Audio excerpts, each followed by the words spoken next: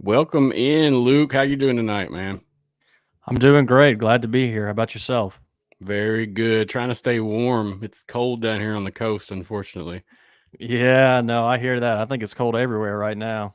Where are you at today? Where's your location? I'm actually in Texas right now, and it's pretty cold here. And I know back in Alabama, they've got school shut down so far the entire week so far. It's already shut down tomorrow. So, the South is struggling to adapt to.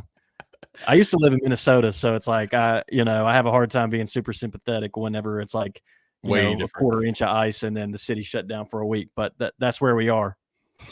People here just aren't built for that. I don't think the infrastructure is either, man. I get it. I mean, when you don't have snow plows, when you don't, you're not used to it, like it's a different animal. So, I mean, people would be dying if it was 120 degrees in Minnesota. So, I get it.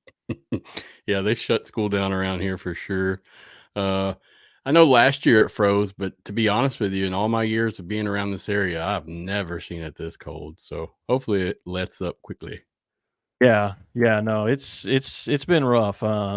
It's certainly not what people are used to, even for it being in January. It's still kind of a different animal than I think what most people are accustomed to. I was watching that Chiefs game the other night, and I was just like, oh my gosh, like I cannot even imagine either being a fan there and trying to sit through this game or being a player and trying to, get hit or hit guy. I mean, just the thought of that, I was just like, oh, I felt pain secondhand just thinking about that.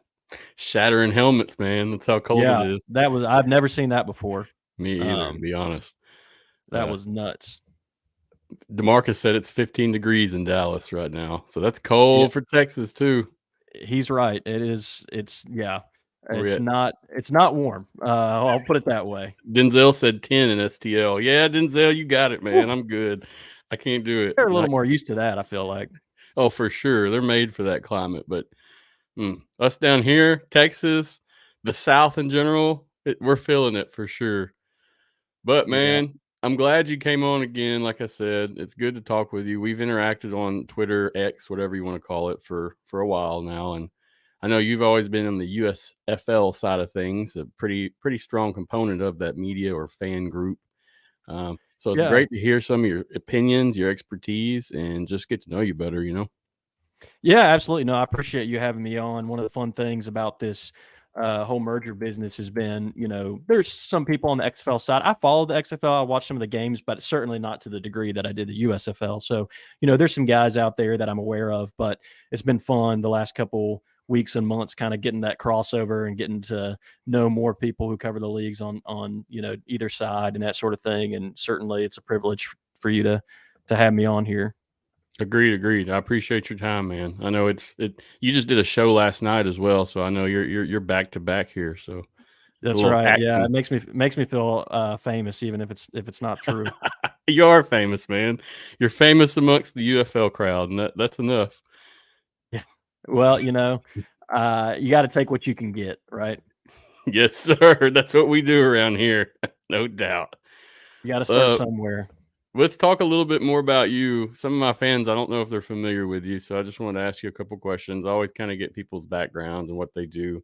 So I was just going to ask you, tell me more about you, where you come from, and what got you started in covering the Birmingham Stallions. Yeah, so I am not originally from Birmingham. I actually am originally from West Virginia and went to college in Minnesota, so that's why I lived there. But I moved to Alabama for graduate school in 2017.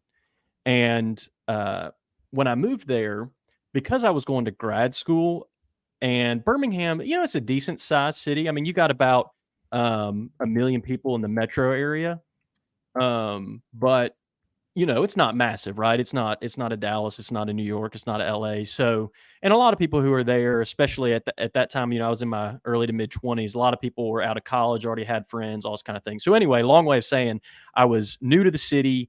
I was kind of trying to connect with people, just find ways to kind of get plugged in, meet, make friends, all that kind of good stuff. And it takes longer than you would like for it to, right? But I'd been there for about 2 years or a year and a half or so, and this thing called the AAF was kicking off. Oh, And, yeah. I was like, what's up with this? I'm 31, so I was alive when the XFL came around in 2001, but I was pretty young, and like I kind of knew what it was, or that it was happening, but it was a little scandalous. I don't think my parents were like pushing it on me. Yep. And I think it was in the spring, so I was into basketball and baseball and that kind of thing. So all that to say, like I hadn't really followed many of these kind of previous spring football leagues before.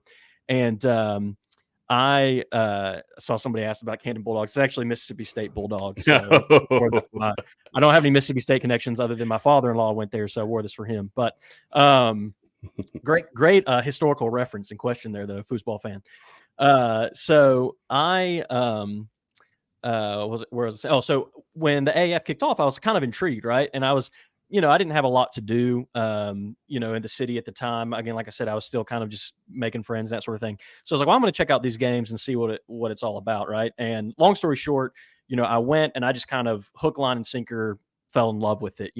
Obviously, I think most people who follow that league know Luis Perez was our quarterback for the Birmingham Iron, who obviously still a familiar figure to all of us. And so hearing his story about how he like taught himself to play quarterback, watching YouTube videos, the whole spiel, we all know it. I don't need to go through it, but just kind of like, I played football growing up and that sort of thing. And, obviously eventually reached my point where I wasn't able to continue playing anymore, but hearing some of these guys that kind of, either they, just got cut from an NFL roster or they got injured. Otherwise, they probably would be in the NFL. Or again, like a guy like Perez, who just kind of, D3, D2, like came out of nowhere, taught himself how to play. Like there's just kind of these crazy stories. And I was just kind of captivated by, what the opportunity this league, the AAF at the time, was providing these players. And it was just a really great way for me to connect with people in the city, right? Like I would go to the game with some of the friends that I had made, and we met, other people there. And it was just like one of the first times, in Alabama, everybody either loves the Crimson Tide, right? Or the Tigers. That's like what it's all about. Well, I moved there from Minnesota. I was a Big Ten guy. I went to college at Minnesota. So like I didn't really have a dog in the fight on that front. So everybody, wants to get around and talk, well, what's the latest Bama news? What's the latest Auburn news? And, I didn't really care. I didn't really have connections with either school at the time. So it was hard for me to connect on that level. But once the Iron came around, it was like, hey, here's something that in the city of Birmingham, I can kind of rally around with the community. And so anyway, all that to say, I really fell in love with it. And then, of course, we know what happened with the AAF. And, that was really sad. And then XFL 2020 came around. And I followed that pretty closely, too, because a lot of the players, from the AAF carried over into that league. But unfortunately, Birmingham didn't have a team. And so obviously we know what happened with that league too. So then in 2022, when the USFL announced that they were coming back, and it was kind of rumored that they were going to have the whole league based in Birmingham, where I was living, and have a Birmingham team and everything. I was, as soon as I heard that, I was like refreshing Reddit and Twitter and everything, like every day trying to get the latest news. Cause I was, already all in. And then, fast forward 2 years later, obviously here we are now. Been fortunate enough that the USFL stuck around a couple of years. Obviously the XFL came back, and it's been a fun time to be a spring football fan in Birmingham, because obviously the success that the Stallions have had. So they've been a very easy team to sort of fall in love with.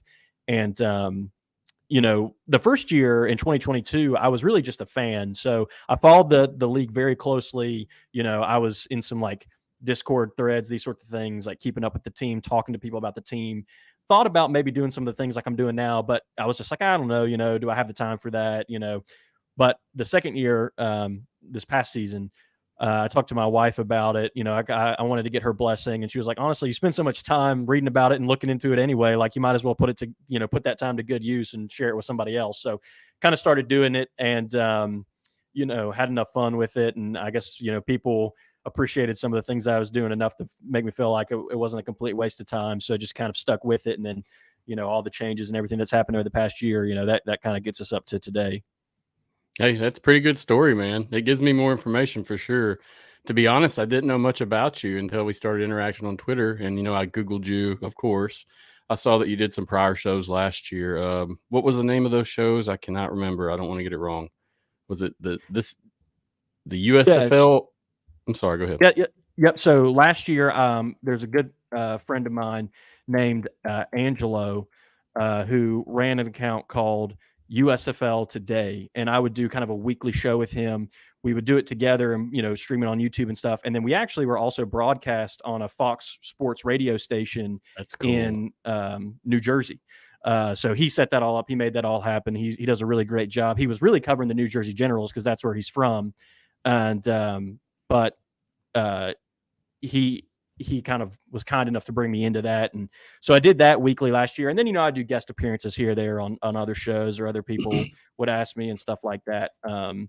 But yeah, that was kind of the main thing I was doing like on a regular basis last year. Understood.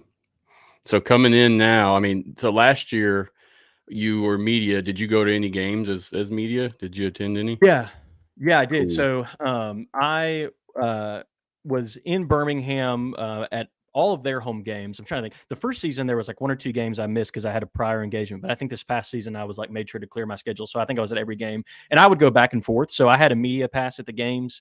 But sometimes I also just like to be a fan. So some games I was on the field, most or all the game, kind of tweeting, covering the goings on of the game. Other games, sometimes I'd kind of split like 50-50, like go on the field for a quarter, come up and hang out with some friends, and sit in the bleachers and cheer and stuff like that for a quarter. Sometimes I would, not a lot, but sometimes I'd go up in the press sort of booth, and hang out up there. And but it's quiet in there. Like if something good happens, you can't cheer. So it's like I've got to totally take off the fan cap. So I do that for a little bit, but didn't always want to do that for the whole game. So, and then I actually was fortunate enough that I got to travel to a couple away games. So actually by the end, most people probably know this, but the USFL last year only played at 4 cities.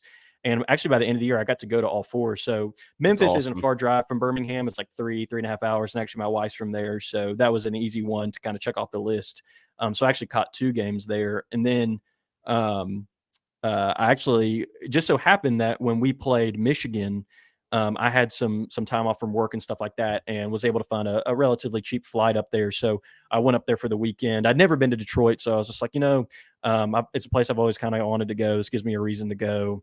Why not? So, and it was an NFL stadium I'd never been to because they played at Ford Field. I was able to get a media pass to be down on the field and kind of cover that one on the field, which was really neat because obviously there wasn't as many Birmingham people there. There was a few that made the trip up, but not as many. So so that was great. And then I went to Canton for the championship, and so I got to be on the field a little bit for that. And I'm from West Virginia, like I said, so not far from Canton, a couple hours. So my family came up to watch that game with me. So I was kind of, again, back and forth between the bleachers and the field. But yeah, I was been fortunate this past year to kind of have the luxury of kind of getting the experience from all those different angles.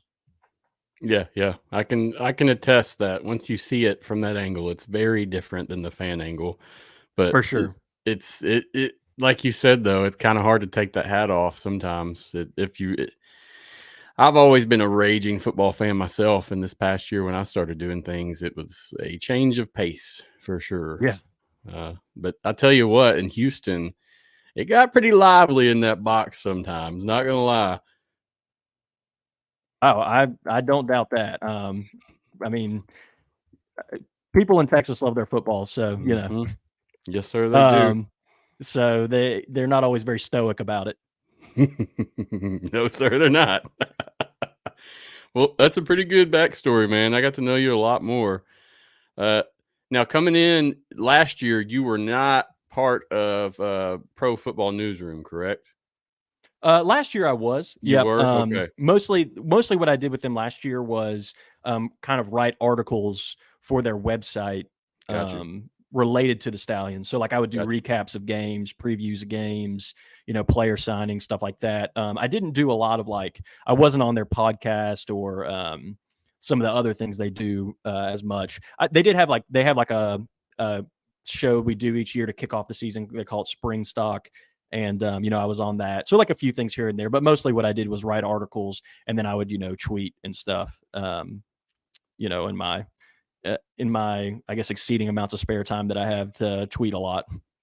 I mean, you're very active on Twitter. That's where I first saw you. Yeah. Yeah.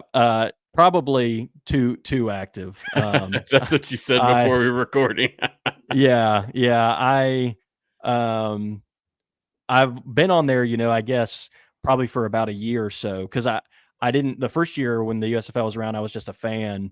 So I would I kind of would read people's tweets and stuff, but I didn't really tweet myself or anything. But then, about a year ago or so, I started tweeting regularly myself. And, when I look at the number of tweets I've had since the past 365 days, it's a little concerning. But yeah, Hey, I look forward to your stuff, man. I'm not going to lie. There's some people in here that just chasing clout. I know a lot of the stuff you put on Twitter is informative and tells you about a subject. You're not trying to stir controversy. So that's why I respect you. And I'll have you on the show anytime just from seeing the work you do on that social media platform. Yeah, I mean, I've got a ton of respect for guys that try to cover the league pretty broadly because what really my sort of niche is the Stallions, and obviously I learn a lot about other teams by covering them, but at the end of the day, that's really what I'm interested in and what I try to provide the most information possible that I can about them, and so most of the things I put out there are things that I either learn about the team or sort of analysis or news that I've uncovered or been able to share, all that kind of stuff. So try to make it, if you're not a huge Stallions fan, well, I don't know, you might still like following me, I guess, to get intel on your opposition or something like that. But I try to, make it so that if you are a Stallions fan or interested in the Stallions, that it's kind of, if there's something important to know out there, I try to either share it if somebody else, puts it out there or be the first one to kind of update people on what's going on. I see TJ Barnes commented. He said USFL biased. Yeah. He's giving me a hard time because PFN ran a power ranking story today, and the Stallions were number one, which I didn't write the article, just to clarify, but I did agree with it. But yeah, he was giving me a hard time about the bias on that one. So we'll see what happens on the field. TJ's from Alabama, so I was pushing hard to try and get him to come play for Birmingham. Unfortunately, it didn't work out. DC was fortunate to get a good one, but we'll see what happens. Had a question real quick, and then we'll move on. This is from Brahma Babe. She said, "How is the female fan base of the USFL? Do you feel there is a good representation?" Good question. I think with I guess it's hard for me to speak probably for the USFL as a whole. I mean, I can try, but I can speak better for the Birmingham Stallions. Just from your observation, it doesn't have to be anything concise or that you're standing on. I would say I think the female fan base is I would say I think it's good. I think it could be better. I think that's one of the great things about the XFL because Danny Garcia is such a prominent face of the league. I think that obviously makes it a very sort of welcoming and hospitable opportunity for women who either are interested in football or want to get more interested in football to, be able to kind of have that point of connection with the league. The USFL obviously hasn't had something like that. I know at least in the South, especially in places like Birmingham or Memphis, that hosted their actual teams in their cities. I thought there was a pretty equal number of male female fans that you would see at the games, and lots of, I know at least especially for Birmingham, I can tell you I'm friends with several female fans that travel to away games, that, you know, are posting about the team online, that are very invested. I mean, I think in the South, especially, you know, football is kind of a way of life. So in the same way that I have lots of female friends who are, you know, dyed in the wool Crimson Tide fans and Auburn fans or whatever, they're also feel the same way about the Stallions and really cover the team closely and go to all the games and, you know who the coach is, know who the players are, like all that kind of stuff. So I know for us, like with PFN, Pro Football Newsroom, we have like one female correspondent who's up in Michigan, and she kind of helps cover the team up there. And, you know, as a season ticket holder, goes to the games. And so we've been able to get her. We started a new show with kind of the core group of us, kind of an around the horn type show where we all just, you know, give our opinions on what's going on. And she's on there. So it's been good to have a female perspective with her kind of joining us. So I mean, all that to say, like, I guess, you know, I certainly don't think the female fan base is, you know, weak or non-existent. Obviously, you know, football, I think historically and even today tends to generally be a male kind of dominated endeavor, especially when you talk about people like doing what we're doing right now, you know, that sort of thing. But I mean, if you go to a tailgate, if you go to a game, if you look at people engaging in social media about the teams and all that kind of stuff, I think you would see a good number of women who are interested and invested in their teams and in the league. And, you know, hopefully that's something that will continue to grow with this merger. Understood. Yeah, good answer. Good answer. Just wanted to ask that quick question. Yeah, that's a great question. She's really trying to lead the front on getting some women fan support, and I know they're out there, so we just want to actually highlight that, you know, and ask. Yeah, absolutely. So let's move on a little bit, and you can be 100% honest here, okay? I want to hear what you think. And what do you think about the merger so far? Well, just an opinion. Yeah, so I think I would say my honest opinion is probably like bittersweet. I think, let me start with the positives, and then I'll maybe go to some of the disappointing things. I mean, I think the positive things, right? I'm not going to have anything like super original to say, but I mean, I do think the positive thing is the potential for longevity and sustainability, right? I mean, I think we all kind of had these conversations before 2023 when the USFL and XFL both kicked off, you know, kind of head to head for the first time. It was like, realistically, how long can both of these things last, right? Like, it's been so hard for one league to last. Like, how is it going to be possible for two to last? So I think we all kind of knew that there was probably an expiration date on that, like two competing leagues, whether one folded, whether they merged. You know, I think it happened sooner than I expected it to, but I think the good news with that is it gives them, I think, a better shot at being able to make it long term, right? Which is what I think we all want.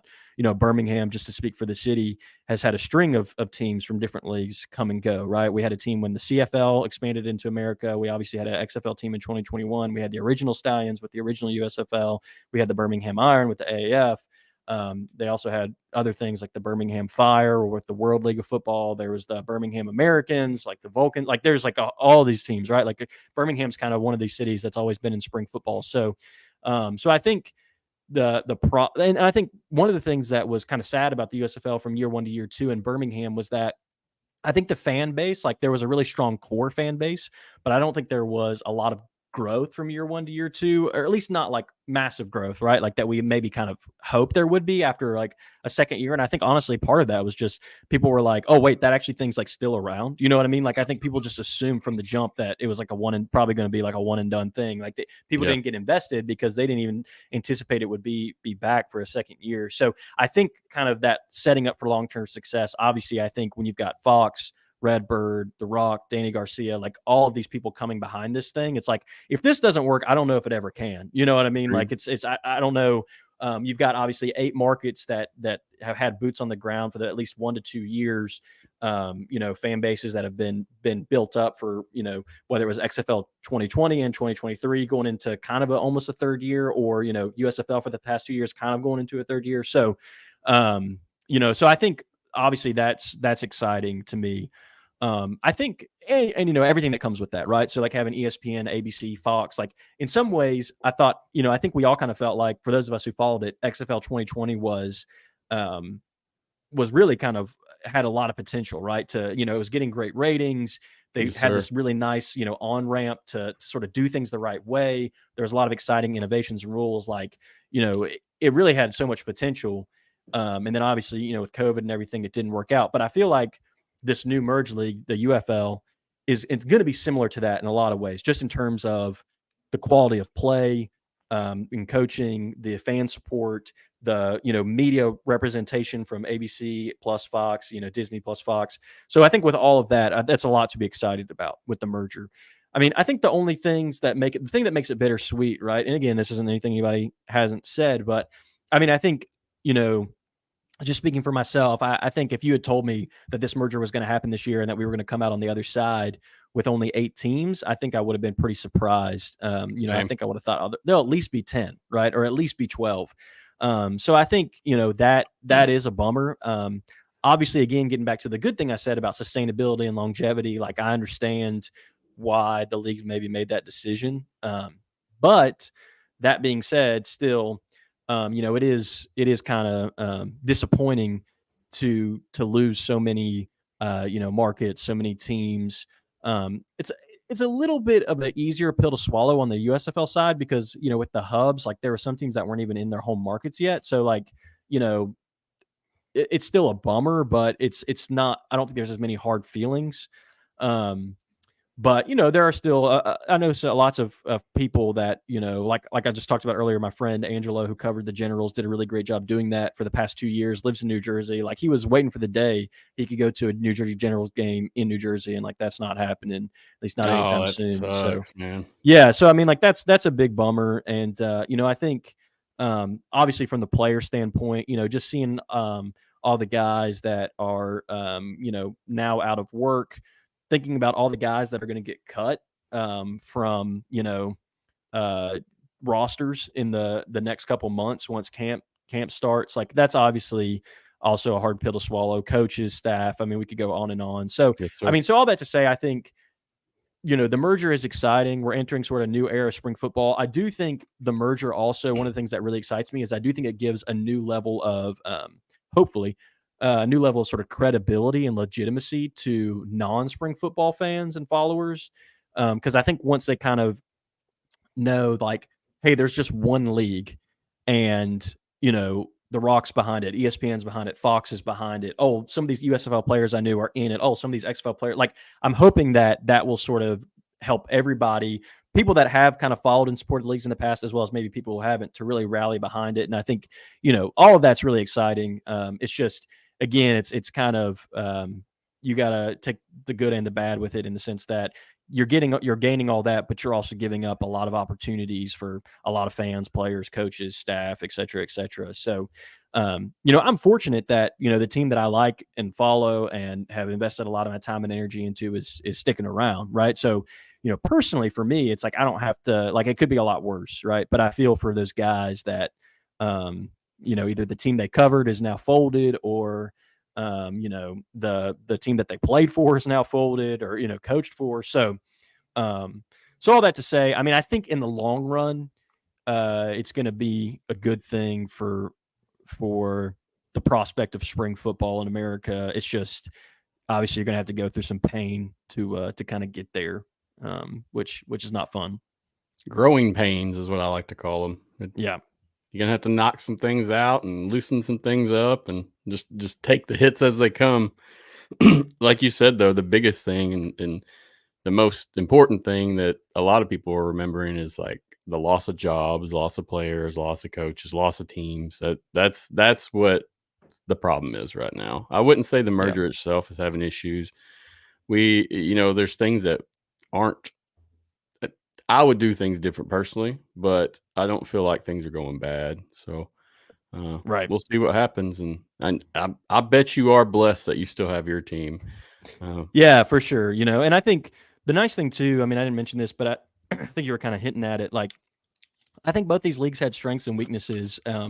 And obviously, I'm more acquainted with the strengths and weaknesses of the USFL because that's kind of what I followed more closely. But I know, just to speak for the USFL, right? Like, I think there's things they did really well, and I think there's things that they could do better, and that the XFL did better. And so, one of the things I'm looking forward to is I'm really hoping that when these two come together, you'll really, Lord willing, you'll get kind of the best of both worlds, right? Hopefully not the worst of both worlds, but the best of both worlds. And that some of the things that the XFL was really strong at will carry over into the new league and vice versa for the USFL. And I think in a lot of ways, you have the potential for a superior product really on all fronts, whether that be marketing the teams, the actual quality of play, just the stream of information, right? Like that was sometimes I think a frustrating thing for the USFL, maybe at times for the XFL, I'm not sure, but sometimes it was like you were waiting on information, right? And I'm hoping that with this merger, once obviously there's a lot of moving parts right now, but I think moving forward, it's just going to hopefully get better and become more kind of consistent and clear, what's going on, and that I think that's all going to obviously help the fans and everybody who follows these leagues and all that kind of stuff. Agreed. I mean, we feel very similar in what you say. I really don't have to. I've said my opinion on here like 1,000 times, but I'll tell you what I'm excited about most of all is that Fox production style. I've seen they've already started doing some articles on the UFL. I almost said XFL, the UFL, and I'm really excited about that. I think that's going to really amp everything up. It's just beautiful the way they do things on there sometimes. I'm a fan of Fox Sports. So, I mean, I think, to have Fox and ABC/ESPN together, I mean, that's kind of a dream team. Fox was kind of paired up with NBC for the USFL for the past 2 years, and that was great in a lot of ways. The downside was NBC didn't have obviously the same degree of investment or commitment to it that Fox did. So I never felt like you got quite the same level of sort of like cross promotion and things like that you did from Fox. I mean, they did some things, but I felt like they always could have done a little bit more. And obviously, to not really have your league mentioned much on ESPN, that's where people generally go for sports. So that doesn't help either, right? So I think to be able to sort of have Fox and ESPN both behind, what this new league is going to be. I mean, again, kind of like going back to what I was saying earlier, like if this doesn't work, I don't know what will, because I mean, that's going to maximize your viewership. That's going to maximize sort of the professionalism with the production and the broadcast. People obviously that's where they're used to going for sports is either ABC/ESPN or Fox, Fox Sports. So I think, kind of like it was with XFL in 2020, I think it'll be really fun to kind of see how that comes together this season. Agreed. And I'm hopeful for it all. I just want success personally. My Houston Roughnecks are going to look a little different in terms of the coaches and players, but it's pretty good that they didn't get cut either. And with that, it's important to note that both of these leagues or whoever's in charge is listening to the fans. They're actually taking some of the fan opinions and using that to make their product better. So I'm excited about that aspect as well. Yeah, for sure. Now, guys, if you're asking questions, I'm just starring them, and I will ask it. We'll talk about the questions at the end, okay? Because we've already been on here 38 minutes, and I'm trying to make it under 2 hours tonight. We'll see what happens. But yeah, if you do ask a question, guys, I'll highlight it and then I'll ask towards the end. No problem. All right. So today, we had the super draft Monday. Yep. And honestly, I didn't get to review as much as I wanted, but the beauty of it is we had a lot of the results yesterday. We got to see who was where and who picked up who in what place. And they did a lot better with this super draft than they did with the dispersal draft, in my opinion. Yeah, absolutely. As far as getting information out there, I was really thankful that we kind of got it the day of and didn't have to sit around for 3 days wondering who's going where. Yep. It's a good thing that they did that, and I'm hopeful that the same thing rolls into the season where we have information Sunday, Monday, plenty of material to pump out some content and actually provide some adequate data instead of just he said, she said. Yeah, exactly. Before we move on fully, I want to ask you, so being media with the USFL, I mean, did you have access to everything you needed in that? Could you see data? Could you see pictures? Could you see everything that you would maybe need to see in that place? Yeah, so I would say they did a good job with providing information, especially at the games. They didn't always, I think, do a good job getting information out there, like digitally, like if you weren't physically present at the game. So like, for example, something they changed, they started doing better at it. But at the beginning of the year, you could never get a depth chart, right? Like an official depth chart. But if you went to a game and you were like a media person at a game Same. and you went up to the press booth, there was actually like nice printed depth charts there. Same. Yep. And so it was like, wait, like it's really nice to have these here physically at the game, covering the game, but like, why aren't these also being shared to like people online or like, or not even necessarily to fans, but like at least to people that are trying to cover these teams online, but maybe can't physically be there, or trying to cover, maybe you live in Birmingham, but you're trying to cover a game, up in Michigan or something like that. So thankfully at the end of the season, like the last 4 or 5 weeks, they started, putting those online each week. And so I think they were kind of taking good steps to continue to do that. But at least as far as at the games, they were great about like they had printed depth charts. They had like a printed preview, before you got to the game of like, here's kind of some things to watch for today. Here's like, the team's records coming in and all this kind of stuff, and like maybe some quotes. During the games, they would have somebody come around after each quarter and hand out like a stat sheet of like, here's the stats from the game. So that was all like very professionally done and great. And there's a lot of access to kind of information and stuff that you might need that way. And they did a good job emailing us and letting us know when, hey, here's this local event. These players are going to be going to, this toy drive, or whatever, like, some community outreach thing. And if you want to stop by, there'll be time for media. So I think all of that was done well. I think it's just, and I'm not like, this isn't my full-time gig, so I don't always know like what's, normal, right? It's like, I don't like cover the NFL as my like normal job. So, but I think sometimes it's like, like I think I was saying at the beginning, like if you didn't physically go to the games or have some of those connections, I could see where it would be kind of maybe difficult to access some of that information. And I think, like I said, towards the end of the year, I think they were trying to kind of quote unquote democratize that a little bit more and get a little bit more of that information out there. But I was always impressed by like on game day, the way things were handled. I think with the USFL, I think some of the pushback was always just, I think in terms of the digital presence and the social media presence and some of those things, people wish there was a little bit more, that was kind of put out there. Sometimes I felt like it was kind of maybe the sort of bare minimum, but I will say the nice thing was, I think from year 1 to year 2, there was improvement, right? So I think good deal. They were listening to fans, listening to media people, making changes, getting it to try and be more and more professional. And I think, I assume that's only going to continue as we move into like, this new sort of entity. Yeah. Very similar in my experience with the XFL. I will say almost exact from what you just described, which I'm sure that's the norm amongst media. I didn't really have any complaints on my end. It's just that, there were a few times where you'd walk in and you get that depth chart and so would be injured and you're not sure why because they just practiced yesterday.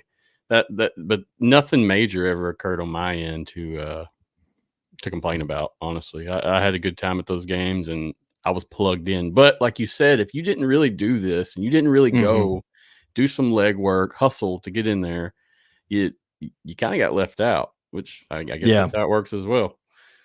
Yeah, and I think one thing, if I could, I'm sure, The Rock's not listening to this, but if he is, if I could put a plug in for something, I think one of the things that I had a lot of people like DM me about on X or Twitter or, reach out to me about last year was like, going back to what I was talking about earlier, was like depth charts because of fantasy, right? Like they wanted to do DraftKings or something like that. And they're like, I don't follow this league super closely, or I don't follow all 8 teams super closely. So like, is this person even going to play for the Stallions today? Like, and people would ask me that, and sometimes I would know, and sometimes I'll be like, honestly, I'm not sure. Like, because sometimes week by week, like you just didn't really know. Maybe at like the third wide receiver or something is just like, well, it might be this guy, it might be that guy.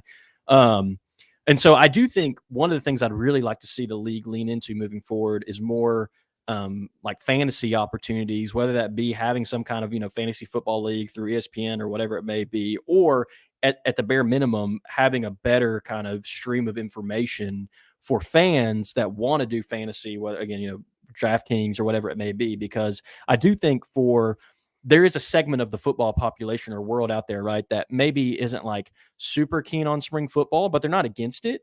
But like what they like is like, they really enjoy fantasy. They really enjoy betting. They really enjoy those aspects of the game. and it gives them an opportunity to do that in the spring on football, which they don't otherwise have. And I think that'd be a way to really kind of get people sort of, brought in who might otherwise sort of be on the fringes and get them to know who players are, right? Like, because again, it's the same thing with me. Like, I follow the NFL, but I'm a Vikings fan. I don't know every single player on every single team. And, sometimes the players that I know well, like if they're not, play for the Vikings or, a team in the NFC North or something like that, it's like, oh, I know that guy well because I know he's a beast at fantasy. So like, I know what's going on with him. Right. So I think, that would be a really easy way, I think, for the league to make kind of what they're doing more accessible and attractive to at least a segment of sort of the American populace. And again, part of that is just, I know people that weren't interested or didn't want to do fantasy for it or whatever, because again, they couldn't get information. And it was just like, well, I'm not going to bet if I don't even know who the running back for this team's going to be. You know what I mean? Yep. So I do think that's something again, the USFL, I think, did better with that as the year went on, but I think that's something that I'd really like to see them do with this new merged league personally. Agreed, 100%. At least make that data available. So even now, like I've tried to look up some of these players that we're going to talk about, and it's hard to find that source of data. I mean, I don't want to use Wikipedia. I don't really trust that. So there's a couple other sources that these people do this themselves and put the data in. But man, it'd be so cool just to Google that and see some stats for everybody throughout the whole year on each of these leagues. Yeah, absolutely. I played some daily fantasy last year with the USFL, trying to get more involved so I could, because I wanted to watch, and I figured that would make me get more involved. But man, it just pissed me off, to be honest, because there'd be guys that I didn't know were playing or what the hell was going on most of the time. I think I did that the first 2 or 3 games last year. Just nothing crazy, just a few daily fantasy bets. But yeah. Yeah, and I think, I think that stuff is especially important at the beginning of the year, because I don't know for the XFL if it was this way. My assumption that it was, considering I followed some of these other leagues, but like I think especially at the beginning of the year with these teams, a lot of them are kind of figuring out their roster still, right? Like camp's not super long. Yep.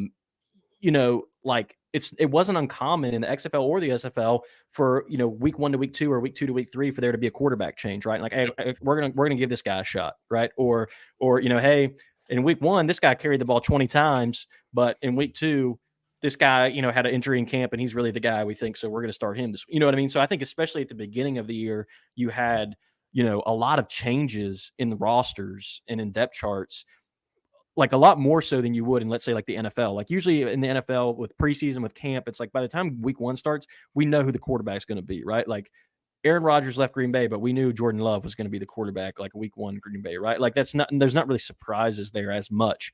But with these leagues, a lot of times you really don't know. I mean, maybe by the middle of the season to the end of the season, again, it starts to kind of maybe settle out and you kind of know who the guys are. But like, especially at the beginning of the year, it's very in flux. And so if people are going to do daily fantasy or be part of like a fantasy league, that kind of like information, the depth charts, the rosters, like stats is really, crucial if you want to, just like you said, not just be frustrated and be like, well, what's the point of even doing this? Like if I'm just kind of just, shooting in the wind. So I think, I feel pretty confident that the league's going to do a better job with that this year, but I would really like to see them make that a priority, moving forward.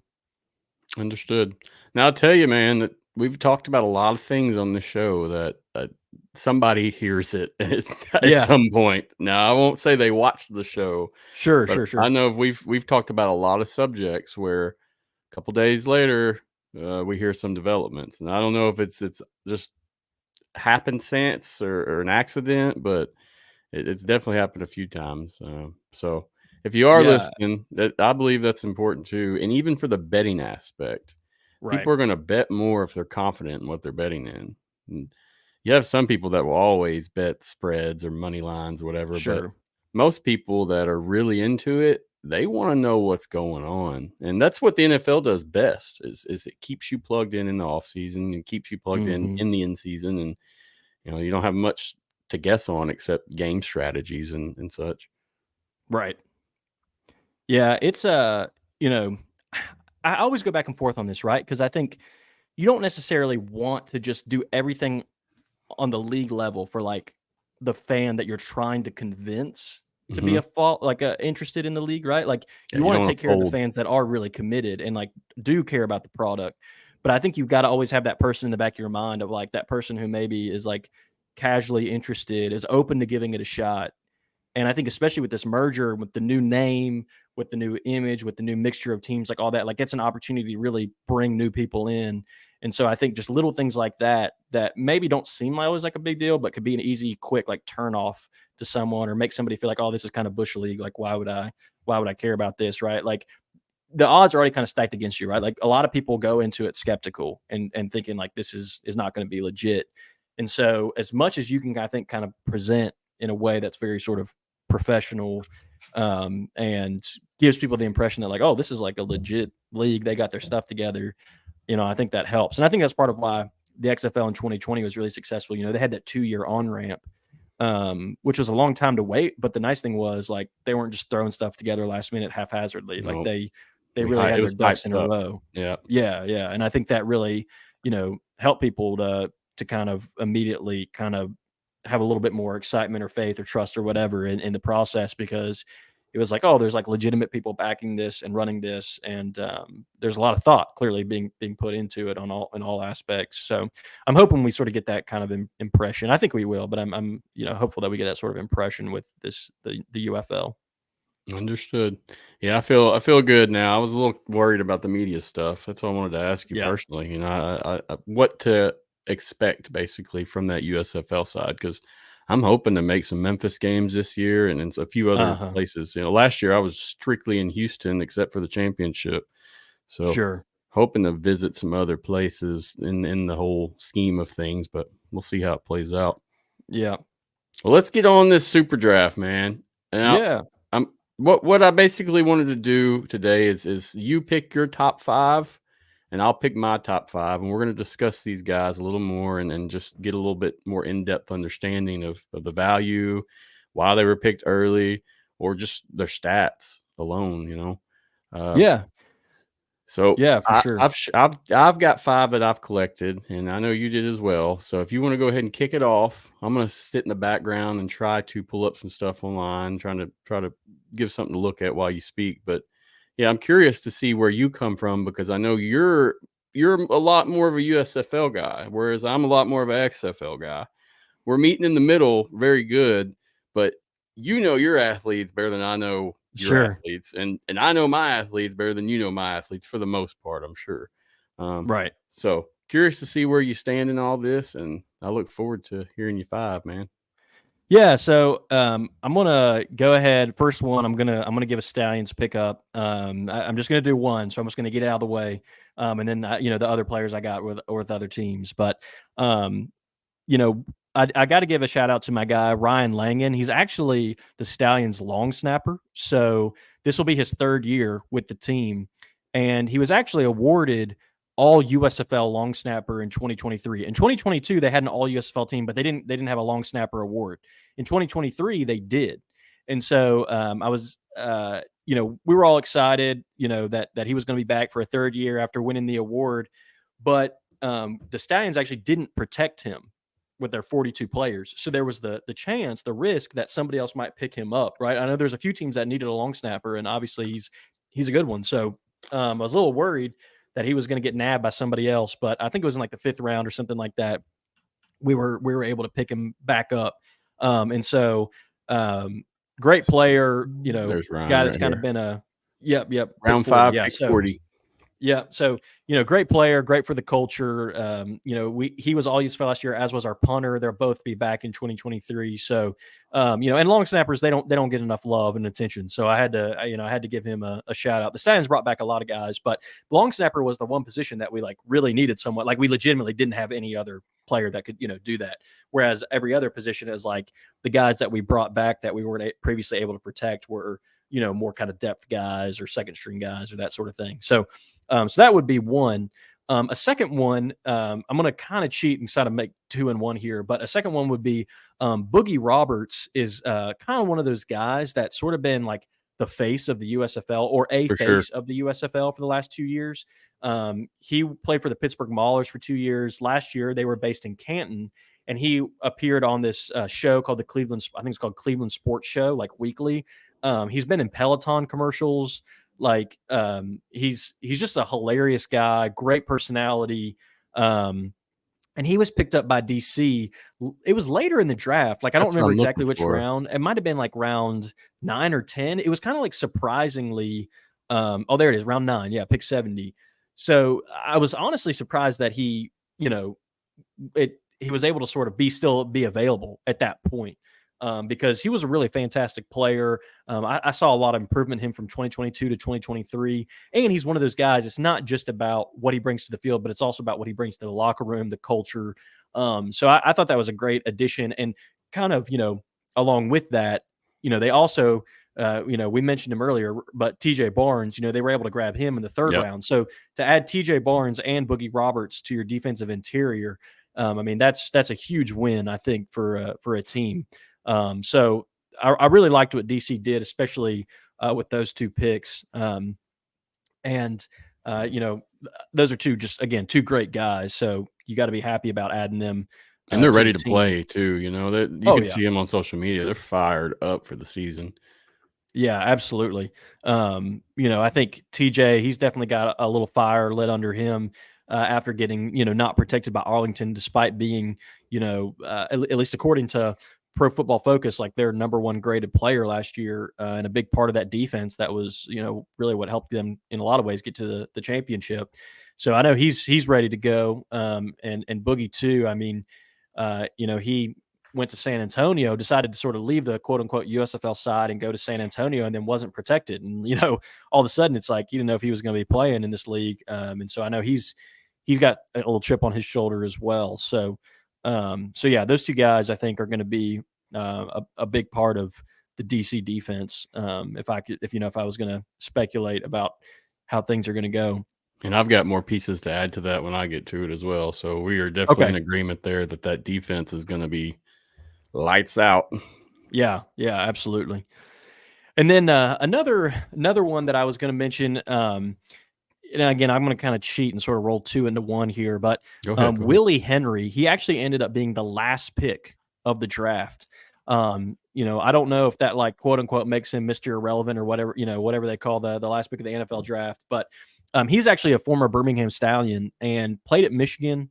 Really fantastic defensive tackle, spent some time in the NFL with the Ravens, maybe another team or 2. But he's been with the team for the last 2 years, won 2 championships with the Stallions. I'm not exactly sure why, but for whatever reason, the Stallions chose not to protect him and sort of let him walk.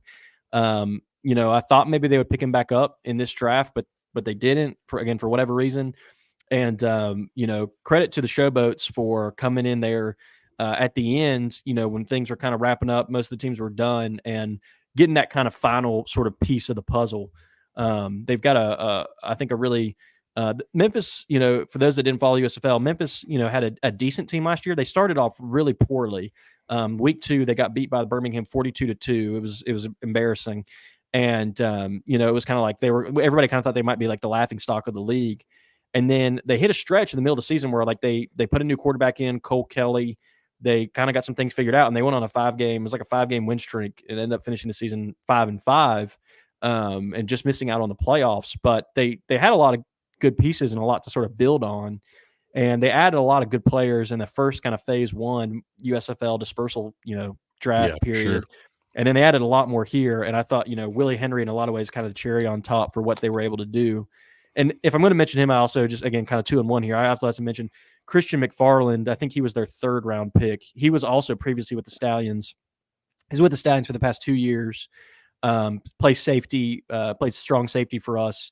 Was our starter for the last 2 years. Again, a kind of another situation where, for whatever reason, I'm not in the war room, so to speak, with Coach Skip Holtz and our general manager Zach Potter. I don't know what all kind of goes into some of these decisions, but for whatever reason, they decided it was time to either move on from him, or at least at the minimum, they didn't protect him. And before they could get him back, the Showboats kind of swooped in and stole him. And so he's, if you go back and look over the last 2 years for the Birmingham Stallions, he is the leading tackler for the team since the USFL came back in 2022. So, gotcha. Yeah. So, I mean, a great player. not huge safety, but maybe a slightly undersized, but really plays really tough, kind of hard-nosed guy. He can cover. In the 2022 USFL Championship, he had the game's sort of ceiling interception. So, so yeah, again, another guy is just kind of a little bit of a head scratcher. Surprised to see him walk, but for whatever reason, the Stallions have just decided that they're going to kind of sort of overhaul their secondary. That's been pretty clear from what they've done this offseason. So, but those two guys, that was another one that stuck out to me. Another one I'll mention that's actually not sort of USFL connected, but the Defenders, another pick of theirs, they took CJ Johnson, who's a wide receiver from ECU. And I could be wrong about this. I was kind of trying to do some research before this draft was coming up about, the some of the XFL guys. But if I remember correctly, CJ Johnson was actually, I think, selected by the Defenders in their rookie draft, and then they weren't able to protect him, but they picked him back up. Gotcha. In this draft. But, he was a great player. I'm a little bit familiar with the American Conference just because, UAB is now in the American, and some other schools and teams that I follow are in the American Conference. And CJ Johnson played for ECU, who's in the American, and he was a really great receiver. He was like All-American, first or second team his senior year, had over 1,000 yards. I think his freshman year, he was like freshman All-American, team for the conference. And he's kind of one of those guys that's like, kind of those group of five guys that doesn't have the name recognition of maybe some like, big Power 5 school like, Alabama, Michigan, USC or something like that, but was really a key piece of the ECU offense. And, I've seen some of those guys go on and be really successful in these kinds of leagues. And so that was a kind of a rookie pick that they were able to retain that, I liked, because that was one of the things I was wondering was like, what's going to happen with some of these rookie guys, right? Like, I know the XFL, they had their rookie draft, the USFL they had their rookie draft.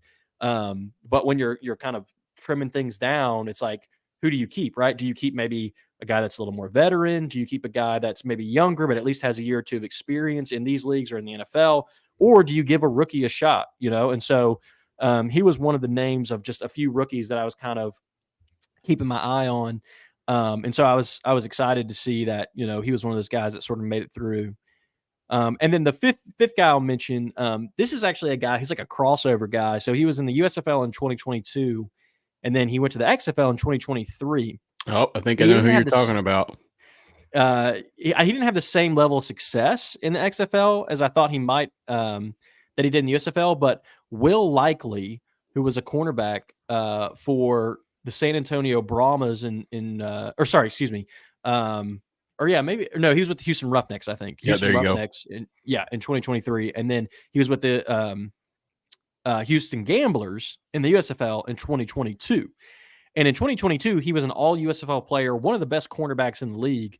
And he didn't get protected. And the Showboats, actually, again, to mention the Showboats, they picked him up, I think in round 7, looks like it was. And so that was another one. Again, some of the positions I'm mentioning, I'm a little bit more familiar with the guys because cornerback was a position that the Stallions, kind of needed to bolster. And so I kind of looked over before the draft who are maybe some guys they might go for. And he was a guy that was really on my radar because I knew what he was able to do in the USFL in 2022. And I think he did decent in the XFL in 2023, but didn't have quite the same year.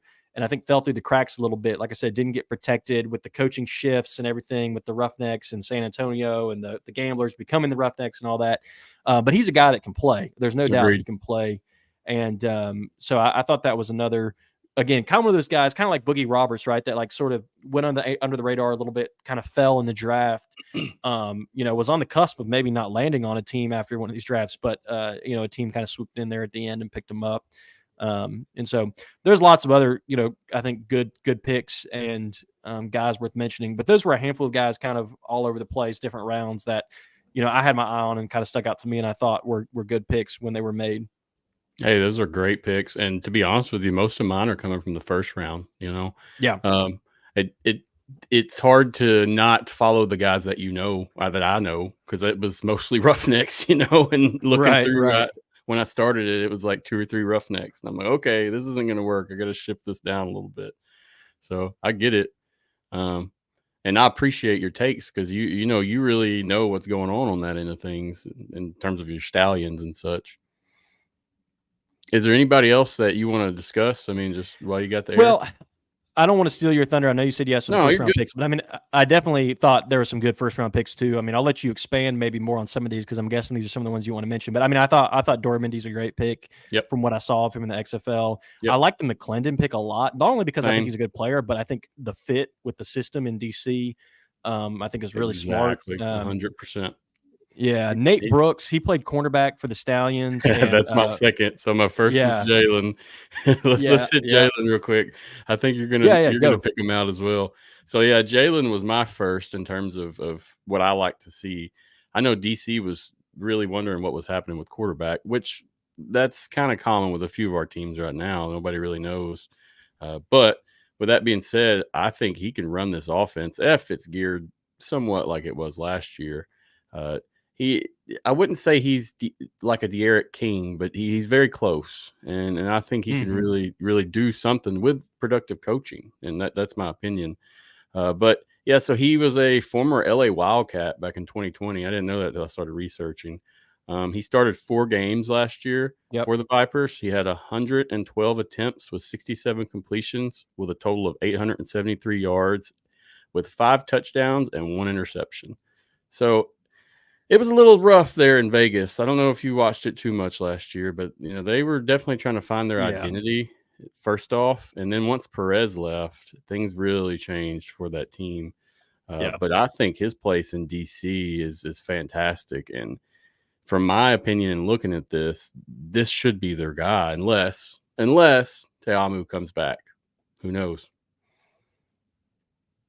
Yeah, that's I think the thing that everybody wants to know, right? Is what are his plans? And obviously, if he comes back, he's you got to assume going to be the one that they kind of roll with unless something changes. But I think if he doesn't, obviously, I think this is a great sort of plan A or plan B, however you want to look at it, because of what he's kind of, the flashes that he showed last year. I caught a few Vegas games, and like you said, they were a little rough to watch, but he definitely was sort of like a silver lining for them, I thought. And so I knew he was going to land somewhere. And I think for him, he's got to be happy because I think this is kind of like the best case scenario for him. If he could, pick a team where he was going to go. He Agreed. was honestly a guy like I kind of wanted the Stallions to grab. Like we've got a quarterback, Jamar Smith, who was our quarterback in 2022, was injured in 2023. But even with him, I was just like, just to have another guy in the room, I think he would have fit well in what the Stallions do. So he was a guy I had my eye on. But I think he'll do really well in DC. Yeah, I see that being a good relationship for him there. Now, my second was Nate Brooks, another first round pick. He went Yep. 5th. He's now a Michigan Panther. He was a former Birmingham Stallion, so I know you know all about him. Yep. He started 10 games last year, 29 solo tackles. He ended up signing with the 49ers, but then dropping back down and then coming back to hang out in spring football land. So anything you want to add on him, please do. Well, no, I mean, I love Nate. Nate's a great player. Again, it's kind of another like head scratcher of like I'm not exactly sure why the Stallions let him walk, or if the hope was like, well, we're not able to protect. Obviously, you can only protect 42 guys, and the Stallions had really had been very aggressive in the offseason with free agency, kind of like adding guys.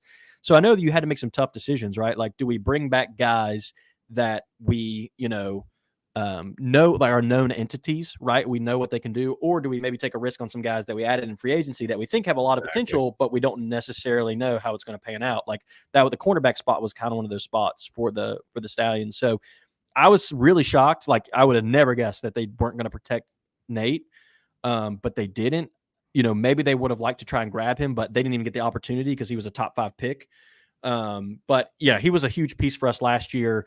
In 2022, our starting quarterbacks were Brian Allen, who was back in 2023, and then a guy named Tay Hayes, who ended up going to the NFL and has been on practice squads and things kind of since that 2022 season. And so Brooks kind of stepped in and took Hayes' spot.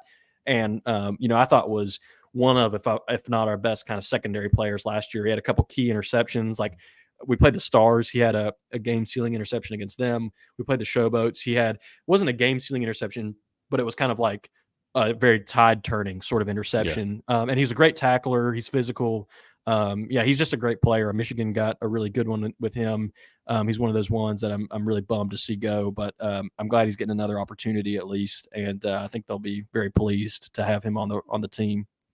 Agreed.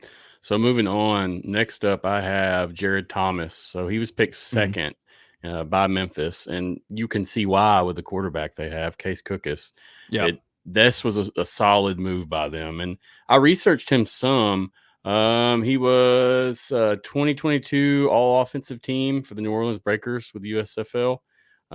It said he was picked up in a supplemental draft by the Seattle Sea Dragons back in for the XFL, in Mhm. 2023.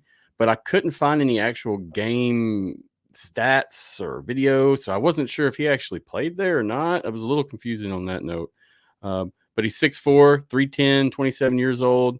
He's a big man, and he's going to be blocking for these Yeah. showboats.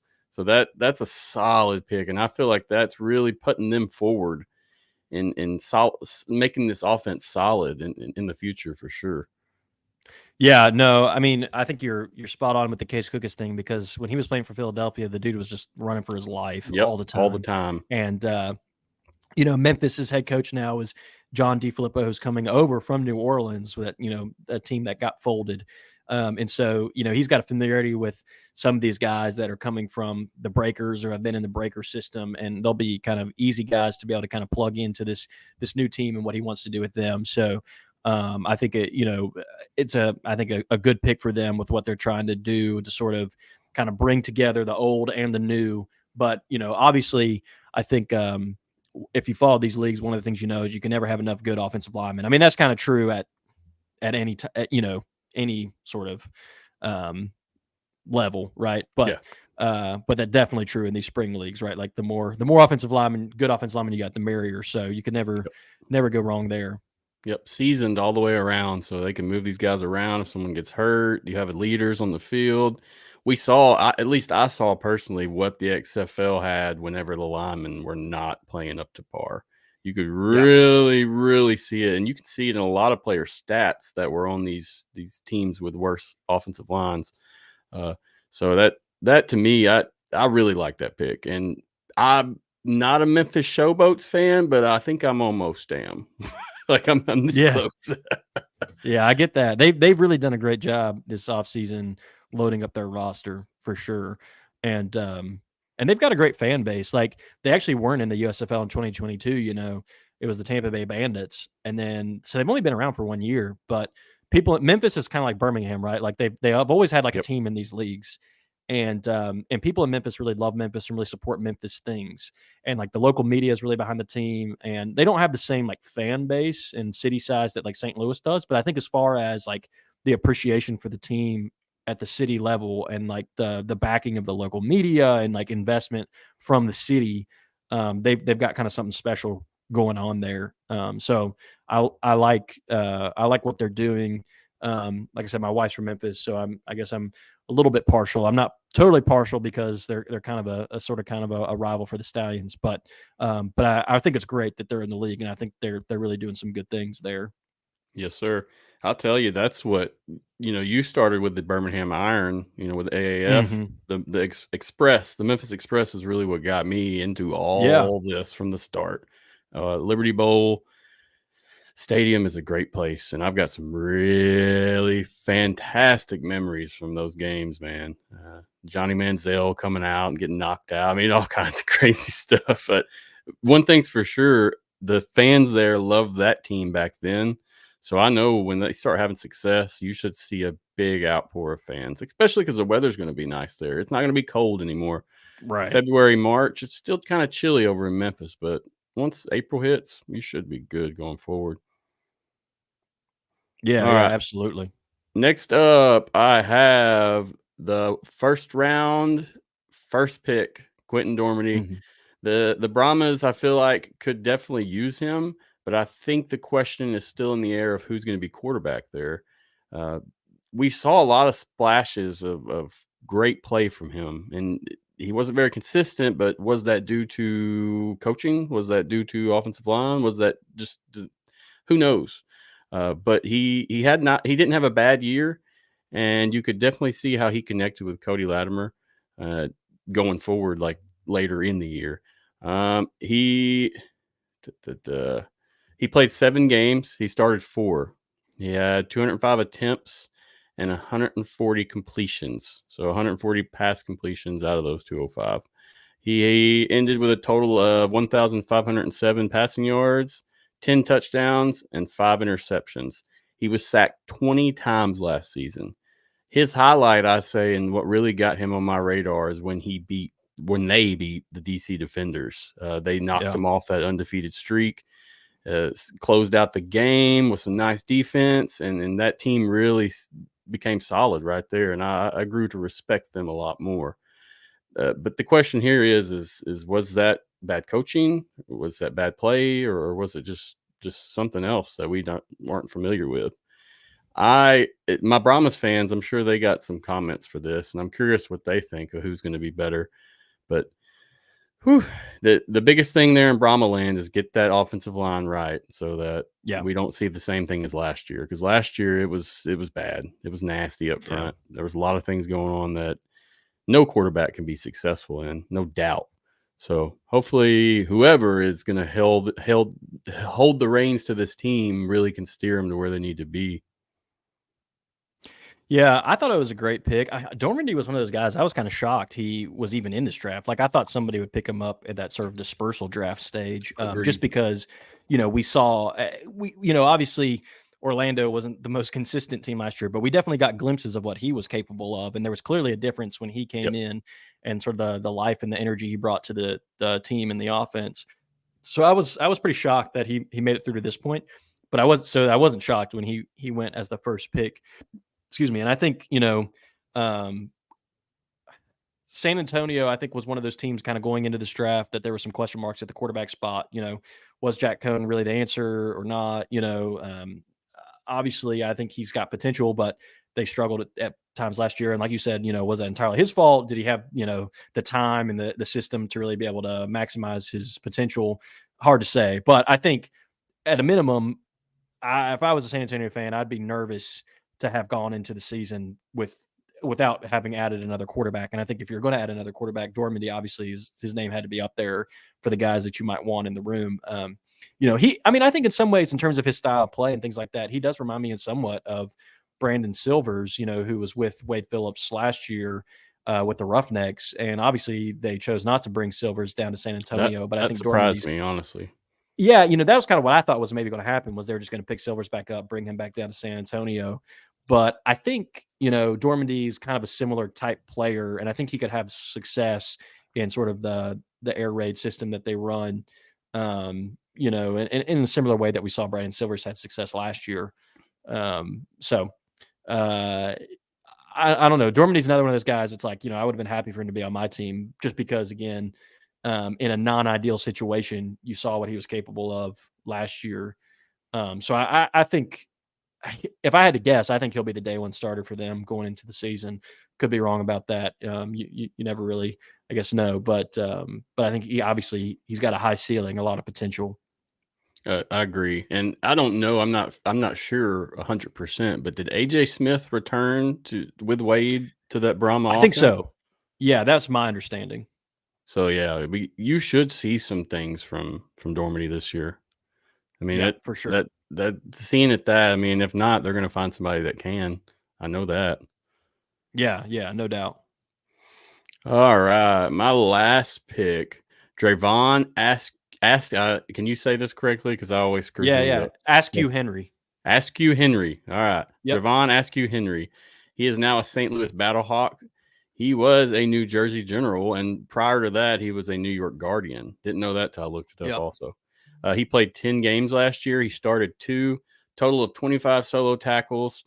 Looking into this guy, he had a lot of stints with some NFL teams between 19 and 20, 2019, 2020, and ended up back in the league, the spring leagues. But another interesting fact I found about him was cousin by marriage is Darrelle Revis, and they trained together. Oh, yeah. So I didn't know that either.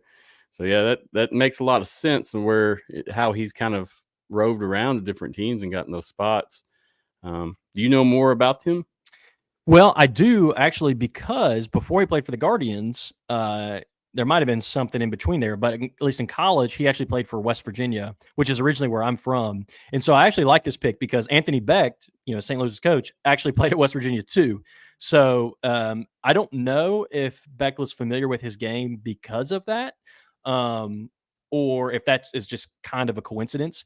But that was one of the things that I really liked. They're sort of two Mountaineers. They both played for West Virginia, and I don't know if it's true, but I at least like to think that was part of like what brought them together. But Drayvon Askew Henry, when he was at West Virginia, was a great player for them. Was a really good defensive player in college, and then he's kind of bounced around some of these leagues, and was a good player for the New Jersey Generals. They had some really good secondary players over the last 2 years. They had another safety named Paris Ford, who was kind of one of those guys that didn't get picked up, that I'm kind of shocked didn't, just because I know he's a great player, and I've heard a lot of other players from the USFL talk about how good of a player he is. And then they also had DJ Daniel, who was all USFL this past year, and a few other guys I'm forgetting. So the Generals are kind of known, I think, for having a pretty stout secondary, and Askew Henry was part of that for sure. And so I think he'll be a good fit in St. Louis, and definitely probably compete to see a good bit of playing time there. Yes, sir. Yes, sir. So those are my 5, and I really tried not to pick from the first round list, but I feel like every one of these guys here are going to have a lot of impact on their teams. I honestly do. They may not start, but you're going to see them, you're going to hear them, and we're going to have some experience with them. Yeah, no, absolutely. No, I think that's totally right. I mean, obviously, some of these guys that went in the first round, like there's a reason they went in the first round, right? Like they were guys that were early off the board because they're guys that started last year for other teams, guys that are well known, guys that were successful in either league, and so. I think what'll be interesting, and this, to come back to a guy that I mentioned earlier, I think what'll be interesting is to see how some of these guys fit in with their new teams, right? Because again, you can have a guy who maybe was a stud in 2022 or 2023 in one team and one system, but that doesn't always translate, right? Like Will Likely, who I brought up earlier, it's not that he was a bad player or anything like that last year for the Roughnecks, but he just didn't have quite the same success that he did with the Gamblers. And I didn't follow the XFL and follow the Roughnecks closely enough to be able to diagnose why that was compared to the year he had with the Gamblers in 2022, because you all had other guys like Donald Payne, who was an all USFL linebacker in 2022 for the Gamblers, same team, who then went to the Renegades and had that same level of success, right? It was like a key piece of their really good defense. It was like a leading tackler in both leagues both years, and he'll probably be a leading tackler again this year in the UFL. Sure. So I think I think it'll be interesting to see with some of these guys, like just to take, like a Dormandy or McClellan, right? Like they weren't in great situations last year, not very ideal situations. They're in a new place, new team, new offensive coordinator this year. Do we see them really kind of flourish and thrive and become even, take their game to even a different level? Or do they end up getting beat out by somebody else? Do they struggle? It's just like, it's sometimes hard to say. So I think, again, some of these guys, these first round guys, like it's no shock that they were some of the earliest guys off the board. But it'll be interesting to see when you've got this consolidation that's happening, and there's a limited number of spots on a depth chart, who sort of rises to the top and is able to really kind of solidify their place in this new, even doubly competitive league. It's just it'll be hard. We can make predictions, but there's going to be some surprises for sure. Yep, you're going to have guys that probably never heard of come through and just shine, because that's the way spring football works. Sometimes you have your studs, but you have a lot of the lower level guys that they're hungry and they got some fire and they're ready to show out. And I feel like that happens and very commonly. Rick 8-Bit said, look at Luis Perez, started for Vegas, then won a championship with Arlington. That's 100% correct. I'm confident he could probably go anywhere with the right coaching staff and be successful. 100%. Yeah, I agree. I mean, after watching him with the Birmingham Iron and then with the New Jersey Generals in 2022, and they had the best regular season. I mean, well, them and the Stallions were tied for the best regular season record. And unfortunately, they lost in the playoffs. But I mean, he was super successful that year there. If the AAF had lasted, like his team would have been in the playoffs. Like the Iron would have been in the playoffs. Now, obviously, who knows if they would have won it all or whatever. But and then obviously he went to Arlington, and we saw what happened in Arlington. So like he's a guy who he's basically been in the postseason or the championship every season that he's been in one of these leagues. And I think that obviously is in part because of his play, but I think it's also in part because of, just his leadership, his maturity, the way he makes everybody else around him better, protects the football, that kind of stuff. But like you said, when he was in Vegas, like if he'd stayed in Vegas, they probably wouldn't have made the playoffs, right? And that wouldn't have really totally been his fault. But that's just not really a system in a team in a situation where he was probably going to thrive. And Arlington wasn't necessarily like a walk in the park, right? It's not like they were like, 7-0 and then they added him and went on to win the championship, right? Like, I mean, it still wasn't a super ideal situation. There were some things they had to work out there, but once they worked them out, obviously we saw what happened. So I do think there's talent, right? But then there's also team dynamics and culture and kind of scheme and fit and coaching and you can't just look at a roster or look at an individual player and just think about the talent. And that's all. That's not all it takes. I mean, there's a lot more to it than just that, for sure. Yeah, Mike said, do you think any of these guys put it out that they had a preferred team? And that's another factor that we don't know. What kind of communication has been going on behind the back burner? How many of these free agents right now already have a spot, and we just don't know it because they're not official? Right.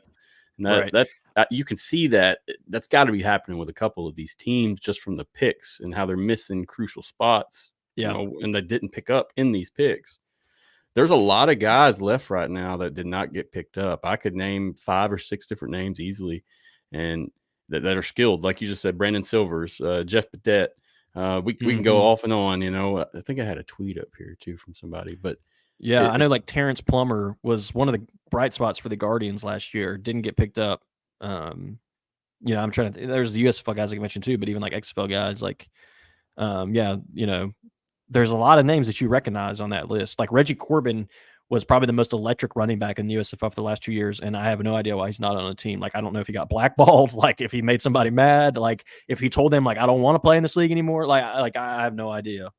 Yeah, I agree with that 100%. And there's other names on here. It's the same way. I mean, where is Saul right now? Does anybody know where he's at? Is he? He's one of those guys. I think that he's a free agent, so he has kind of the ability to sort of pick and choose where he wants to go. So my guess is that he's probably been in conversations with a team or teams that he's interested in going and playing for, and he'll get to kind of pick where he goes. But as of now, I mean, we don't know. Like he hasn't, he hasn't landed anywhere yet. So it's hard to say. Yeah, agreed 100% on that. I think we'll know more come next week for sure. I'm hoping the schedule drops this week at some point. I know that was a rumor going around, but it'd be real nice to get it. Yeah, I don't know if you saw, but I know at Pro Football Newsroom we put out an article. I think today, it was today or yesterday, but somebody found that I can't remember if it was like for like a tailgating pass or like a parking pass or something, but they put it out there for the Battle Hawk. So I think that gives me like, it's kind of one of those, when there's smoke, there's fire, right? Like there's been some rumors that we might get a schedule this week. At least it seems like St. Louis kind of knows which dates they're going to be playing in St. Louis. So I would be shocked if we don't hear something this week, if not this week, next week at the latest, just because obviously they want to sell tickets, and you're going to have an easier time selling tickets when people know, how they can plan for, the upcoming spring games and all that kind of stuff. So I think we'll hopefully hear something soon on that front. Agreed. All right, let's roll into some questions, and I'll let you hop off after, man. I appreciate you sitting on here for an hour absolutely. And a half. It's been a good conversation, very productive. For sure. All right. All right, here's one from DeMarcus. This is when we first started. Is the Stallions fandom holding consistent, or do you think there may have been a bit of novelty following? I would say I think it is holding consistent. I do think year one, there were some changes from year one to year two. There was like a little bit of sticker shock. So like year one, they were just like, everything was based in Birmingham. They were really just trying to do anything to drum up interest. So like tickets were like $10 a piece. Kids got in free, like under 12 or something like that. It was just kind of like, there was really no excuse not to go. And it was new, there was like all those kinds of factors. And for whatever reason, the first year, 2022, we had more games either at night or like at a time that was just a little bit more conducive. 2023, the scheduling was a little tougher for us. Like most of our games were on like a Saturday afternoon, which like a Saturday afternoon in Birmingham you know, there was a couple games where like it was pretty brutal just in terms of the heat and the sun beating down on you. And there was like one or two games too where there was like, you know, the Talladega 500 was going on or something like that, you know, where we had some other things that we had to kind of compete with. But there were some changes, like you had to pay for kids in year 2 that were like, you know, not under the age of like, you know, 4 or 3 or something like that. So that made it a little bit harder, I think, on like families that maybe wanted to come. You know, there was, I think in general, maybe ticket prices went up a little bit in year 2.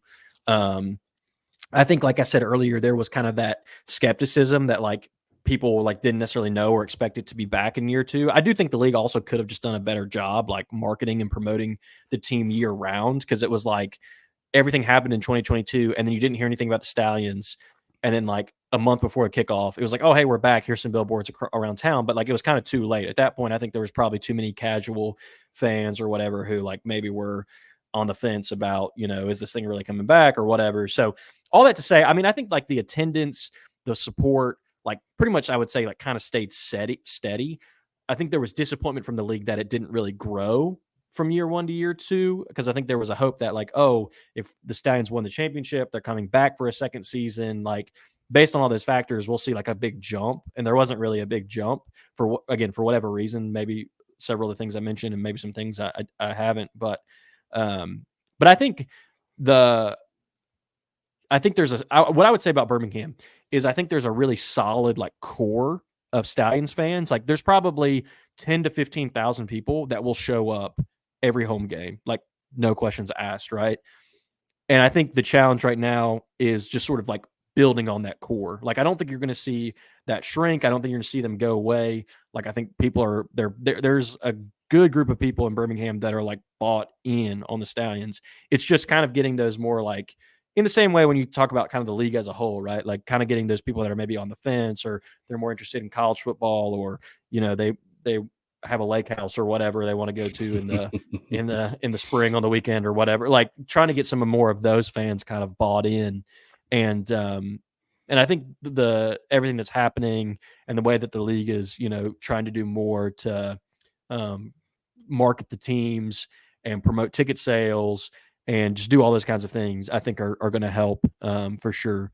But, you know, we'll see. I think, yeah, year 2 was a disappointment, not so much because there was a drop off, but because there just wasn't as much growth, I think, as we all kind of maybe hoped there would be. But, you know, I think I'm cautiously optimistic with the Stallions being kind of 2-time champs now, with the, you know, merger happening, with some of the familiar faces coming back and new player signings and things like that, that you'll just continue to see kind of some steady growth in Birmingham and obviously hopefully other cities as well. Good deal. Yeah, because, you know, next year it's going to matter. So I hope those fans this year, I'm saying next year, it feels like next year, those fans really need to show up. For sure. We don't want personally, I don't want any team to look bad. And we know from sitting here right now that you're not going to mess with the St. Louis numbers. Their fans are going to probably be the biggest, the loudest, and just the most, the biggest fans of their team. So hopefully they do show up and show out a little bit. And like I was telling you earlier, I hope I do get to attend a game over that way this year. I have not yet, so I really, really am going to try. It's only a few hours for me, like 2 or 3, so definitely going to shoot that way. Yeah, for sure. And I'm hopeful that like some of the new bantering and rivalry will also like help with just the growth of the league. Because I know like on the USFL side, I think the Stallions fans, at least the ones that are really like committed, do feel sort of like this obligation maybe isn't the right word, but kind of this responsibility for like being the biggest, most vocal, kind of most like, you know, crazy fan base on the USFL side. Because Memphis, I mean, as far as like numbers, like Memphis honestly might have had the most people at their games last year, but obviously they've only been around 1 year and their team hasn't had the same level of success that Birmingham has. So they've got like a good kind of like group kind of growing there, but I wouldn't say it's not as organized and as you know, as passionate maybe as some of the fans in Birmingham, since we've had kind of 2 years and you know, 2 championships and all that kind of stuff. So I think people in Birmingham do kind of feel this like you know, desire to demonstrate to the USFL that we're like still top dogs, right? And still like the biggest, loudest, best fan base. And I think now there's going to be like a growing rivalry, probably especially with St. Louis, but then, with the rest of the XFL teams to show that like, yeah, we know that the USFL had hubs and like all that kind of stuff, but you can't sort of dog on Birmingham. Like at a minimum, like Birmingham has a fan base that in terms of, attendance and passion and, traveling to road games and all this kind of stuff that we have something going that rivals to some extent, what some of these other teams in the XFL have been able to do, which has been awesome to see. So I'm hopeful that little bit of that kind of competition, the league kind of leans into that, and hopefully that kind of encourages, teams to really kind of show out and support their city and the teams that they, play there. Brahma, I do babe. think I know. I saw you. Yeah, sounds like St. Louis and San Antonio. I mean, I think there are some similarities because I've seen videos, of like the people dressing up at the St. Louis games and at the Brahmas games, and I think you've got something similar. Like we have a group of people at the Stallions games. They call themselves the Horsemen, and it's kind of a supporter section, and they're on their feet the whole game, going crazy. They've got like the fake like horse heads on, Gotcha. That's and, cool. Like going nuts and stuff like that. And they'll travel to away games. I know a group of them are already buying hotels and planning for the opening weekend in Arlington, that initial game, that kickoff game. So I think with Birmingham, you have that like really kind of good core like you do with some of these other XFL teams too. And I'm excited to see kind of how, bringing all that together. I think that, again, going back to what we were talking about earlier, like one of the nice things about this merged league is like you're basically getting like the 8 strongest markets, right, in terms of support from teams, right? Like on the USFL side, Birmingham, Memphis, and Michigan were the 3 teams that were really like in their cities and kind of on the ground there. And then you take Houston and sort of put them in Houston and kind of build on what the Roughnecks were doing. And then you keep markets like DC and St. Louis and San Antonio and Arlington. I mean, in terms of like attendance and support and passion, again, kind of like if you don't get it from these 8 teams, you're not going to. It's not like we wouldn't have got it from the other options we had. Yeah. I'm afraid. So I'm hopeful on that front. Understood. Let's do 2 more questions. Here's a good one. This is your department too. Jay said, "Hey guys, who do you see being the starter QB, Adrian Martinez or Jamar Smith for the Stallions? Smith did lead the Stallions to the championship in 2022. Which one would be your preference?" I'm gonna let you take that, Luke. Yeah, that's a tough question. So, I would say I see Jamar being the starter week 1, and I would say that he's my preference just because like I know what the guy can do. He's a great quarterback. He led us to the championship in 2022. He beat out Alex Magoo for the starting job in 2023 to begin the year. Obviously, if you follow the USFL, you know kind of what happened with him getting injured and Magoo coming in and end up being the league MVP. But, I think it's Jamar's job to lose, so to speak. Now, obviously, I think Martinez has a ton of potential, just both from watching his college film and kind of knowing what he can do and how he could maybe fit into what Skip Holtz likes to do with his offense in Birmingham.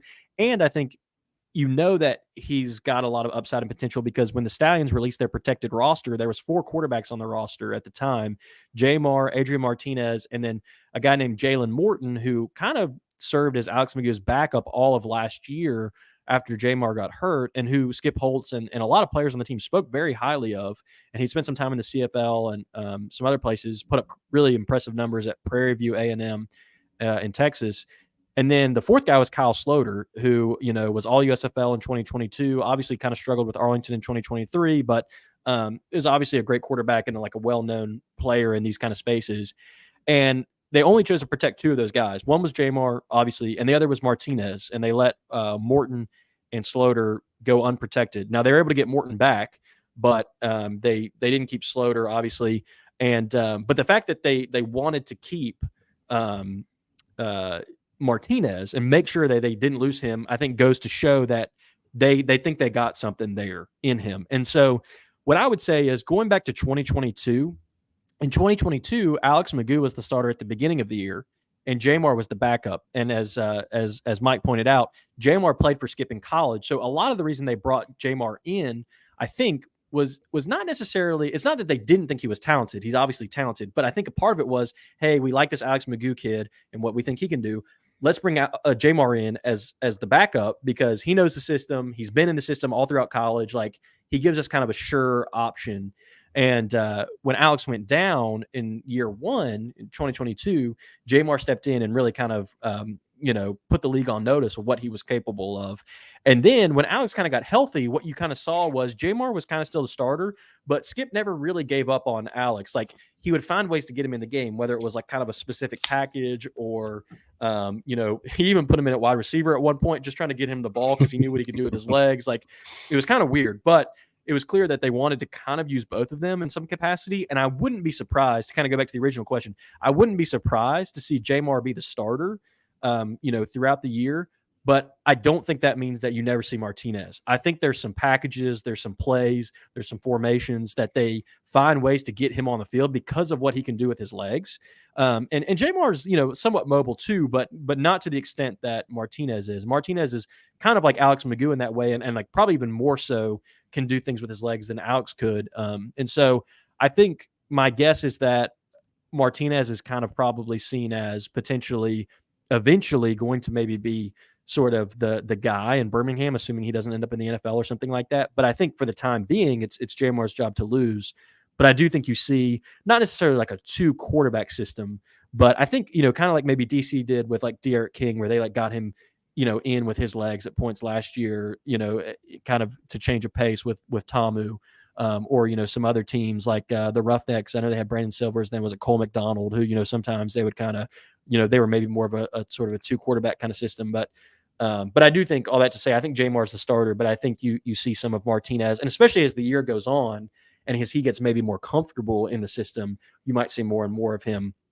And then, of course, there's always injuries, and like you just never know what's going to happen. So, long way of saying, I think it's Jamar's team. I think Jamar's the guy. I think he's the starter, but I think certainly Martinez is sort of waiting in the wings, so to speak. Understood. Good answer, because I could have never broke that down that much. You can tell you really know your subject matter, man. Seriously. Yeah. Fortunately, Jamar's been there kind of since day one, so he's one of those guys I can talk a lot about because there's a lot of memories and stories and history there with 2 full seasons kind of behind us. Yeah, and going back and researching, he hits that injury, and then that's basically all you hear about him in that season from my research, at least. No, you're right. He never came back, so it was bad enough he had to have surgery, and because it's a shorter season, only 10 weeks. What was the injury? So he tore like some ligaments and tendons like in his like hand and finger.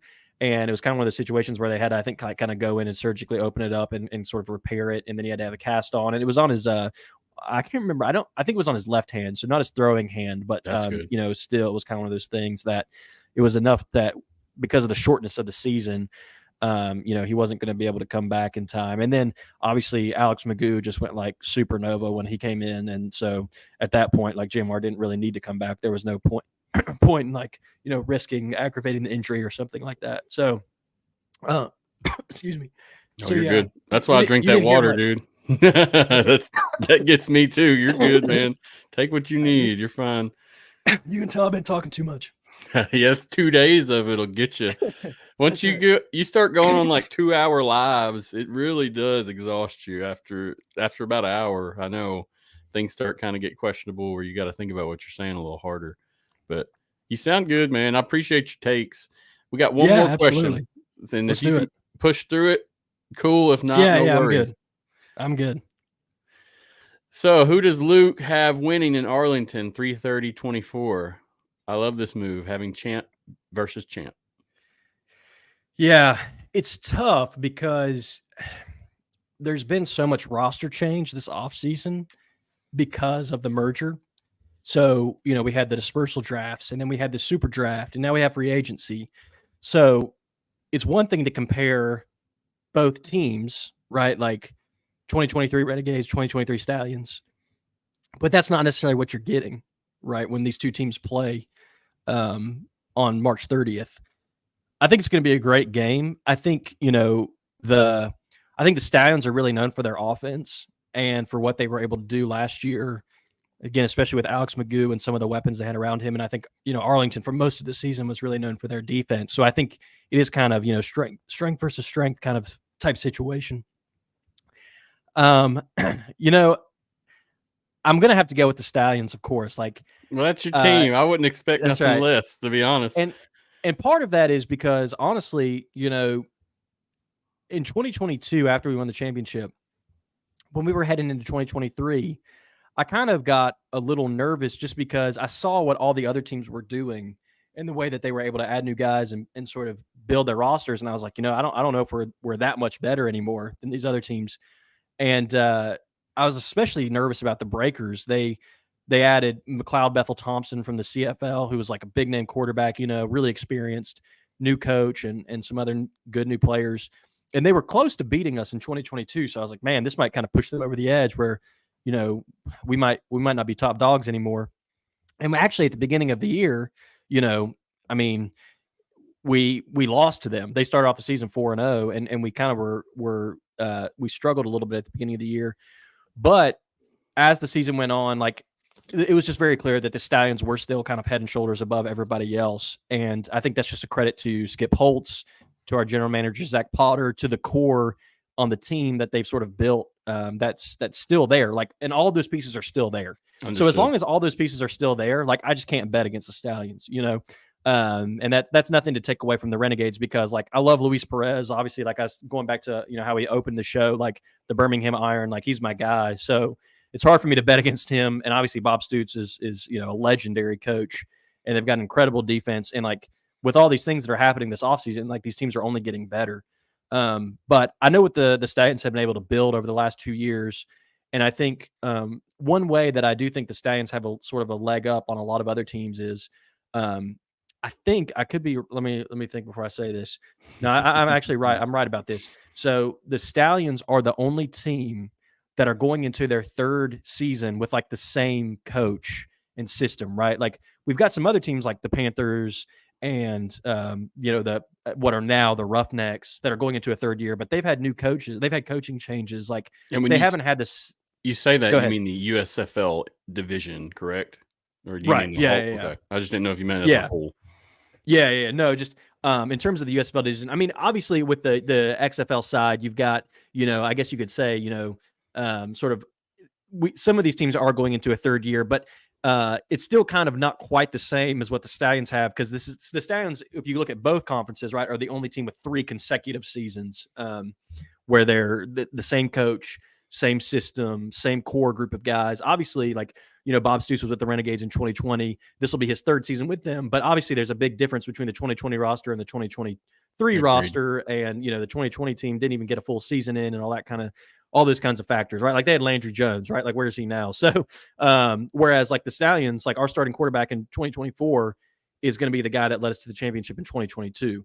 Our starting running back in 2024 is going to be the guy that started both of the last 2 seasons for us and won a championship, right? Like, we have Victor Bolden coming back from 2022, who was like the MVP championship, but we also have Deion Kane, who was the MVP in the championship in 2023. You know, and that's just the offensive side of the ball. We have our entire offensive line back from this past season. And, you know, most of our defensive players back. There's been a little bit more of an overhaul in the defense, because that's been a little bit more of a weakness of ours. So I think they've really tried to strengthen that area. But all that to say, I mean, I think the Stallions have a leg up on everyone just with that sort of continuity that no other team on either conference has quite that same degree of continuity, whether it be because of coaching changes, the merger, the XFL stopping and starting, you know. So when you take all that into account, you know, I certainly don't think it's going to be a blowout or anything like that. I think it's going to be a great game, and there's a lot of unknown, right? Because like, these are 2 different teams from 2 different leagues, and it's just hard to say. But I think the level of play is pretty similar. I mean, obviously, a lot of the guys that were in the USFL in 2022 went over to the XFL in 2023, and so there's enough kind of overlap there that I think it's going to be fairly similar in ways. And again, given the Stallions' kind of continuity and sort of having that third year, that just, I think that gives them there. It's almost like you're running a race, right? But they got to get a little bit of a head start. And so I think, you know, but the game's in Arlington, right? Like, that'll be the Stallions, you know, the first year they never had to play on the road until the postseason. And then last year they had to play on the road some, but still not as much. as some of these other teams have. So like the living in Arlington, playing in Arlington, like that's all going to be new for them. So there'll be some things that are different, right? That's not necessarily the same as the past 2 years. So you really never know what'll happen, especially with the game of football. But if I'm not really a betting man, but if I was, I can't bet against bet against the Stallions. I mean, logically, it makes total sense. I'll go right there with you because a lot of positions were changed, or people that were playing for those Renegades are not there anymore. That were some key pieces. But we also have that QB battle. You've got completely different quarterbacks in Arlington. It's hard to really gauge what they're going to do. Whereas with the Stallions, you can kind of already see the history there and what they may unfold with the guys that's already familiar with the offense. A lot of people are saying Luis Perez trades is what I'm hearing. He's going to be traded or something like that. And it makes sense. But then again, why would you trade your seasoned veteran to give somebody a chance that you're not sure of? And Stoops knows what he's doing. If there's one guy that I can say confidently, it's definitely him. Yeah, for sure. I mean, it's hard to question.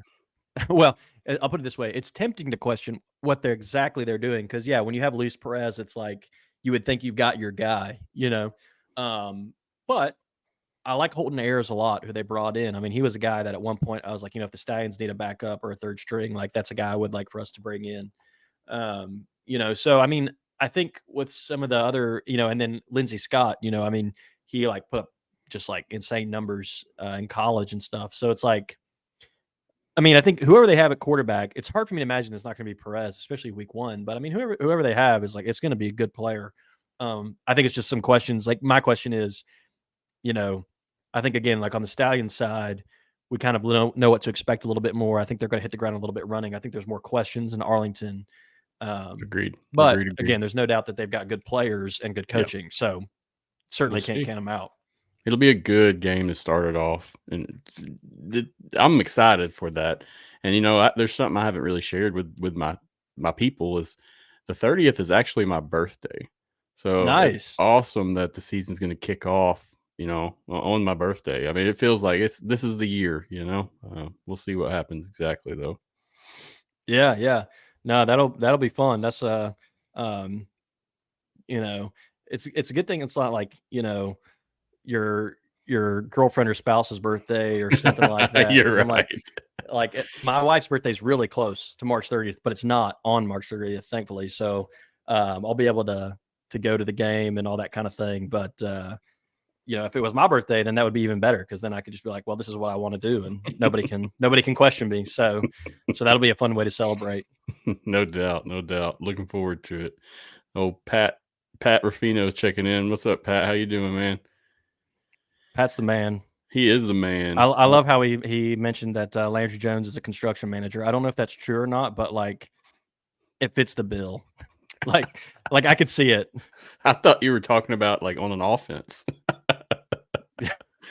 Yeah, he said he's a construction manager and he owns a D1, like I guess one of those gyms. So like, I do remember him because like some people mentioned, like Pat mentioned, like he was like the big signing and supposed to be the face of the league in 2020, and then like that did not quite work out how we thought it might. But old Dallas Renegades. About these leagues, yeah, you never really know the guys that you maybe like. We talked about this at one point earlier, but there's sometimes the guys you think are that guy's definitely going to go in and dominate. It's not necessarily the case, and some guys emerge that you really never expect to. So yes sir.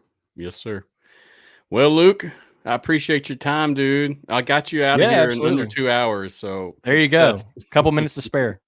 It's been a good conversation, man. I look forward to catching up with you again in the future. Yeah, absolutely. Thanks for having me on. I appreciate it. Appreciate your opinions, your knowledge, and yeah, man, anytime you want to come on, you let me know. You're always welcome back. Seriously. Sounds great. I've got your stuff rolling at the bottom. I'll stick it all in the notes like I always do. Is there anywhere else people should be looking for you, or do you want to plug something before you roll out? No, I think that's pretty much it right now. I'm just mostly, like I said earlier, on Twitter. So Luke Miller, PFN. I do for Pro Football Newsroom. If you go to just Google Pro Football Newsroom or pfnewsroom.com, I do write articles that show up on there that are, again, kind of related to the Stallions. Then we've got other stuff on there as well. And we mentioned it earlier, but we've got a new show we're trying out Monday nights. We're calling it Around the UFL. So it's like 7 of us, and it's kind of crazy and, half comedic, half serious UFL talk. So, if that's your sort of cup of tea, you can always check that out. But we'll see. I've got some other ideas, some other things that are maybe in the works coming down the line. But if you follow me on Twitter, you'll be up with all those things. So for sure. Thanks again, Luke. You let me know if you need anything or if you ever want to come back, man. Be safe, and hopefully we'll get to catch up at a game this season. Yeah, absolutely, for sure. All right, thanks, man. Appreciate you, sir. Adios. All right. Thank you, Luke, man. Good show. Good conversation. Been waiting to speak with him for probably about a month, and I'm glad we could finally do it. Very down-to-earth guy. Really loves his content, USFL content, and now UFL content. And if there's one I would recommend to you guys, it's really him. He really does a good job socially. He's not trying to troll. He's not trying to get clout. He's just sharing information and doing things that he loves, and what he loves, he presents. So super cool guy. Appreciate you, Luke. All right, before we wrap it up, we have the new show, and this is what I've been waiting on. This would be my last rebrand of the season, I hope. The show isn't going to change too much. I'm going to change a lot of things. We're going to try to make it look a little more professional as we go, and try to do things a little better in terms of just showmanship and graphics and such. But what I really wanted to convey when I did this switch is, this is the XFL Insider Podcast, and I put Insider on there. And by an insider, I didn't mean that I was the insider. That we were. I basically just meant that we were getting inside XFL, and we're going to discuss it, hash it out, and then display this information for everyone to see. It's been such a pleasure. I've had so many guests that are experts in their field, whether it's football, like our football, or another football, or players, and it's been such a good time. And I really appreciate everyone that's watched and partaking in the show and the festivities and just supporting us and the team. Rounding out what I'm saying is I really want to make this more of a team project. I want us all to come together to be insiders. I want everybody to have some kind of hand in this pot so that we're getting the best news and shows that we can possibly get. And so without further ado, I'm going to play you my little video and see what you think.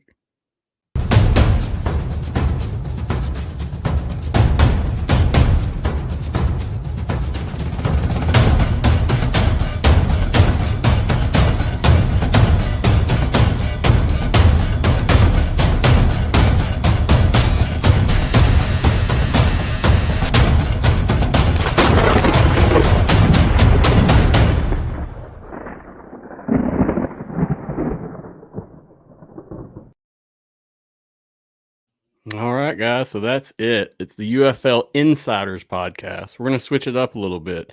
Like I said, I want everyone to be an insider. It doesn't matter if you're a fan, an expert, a writer, a player, a coach. Like, let's get on board and let's get this thing moving.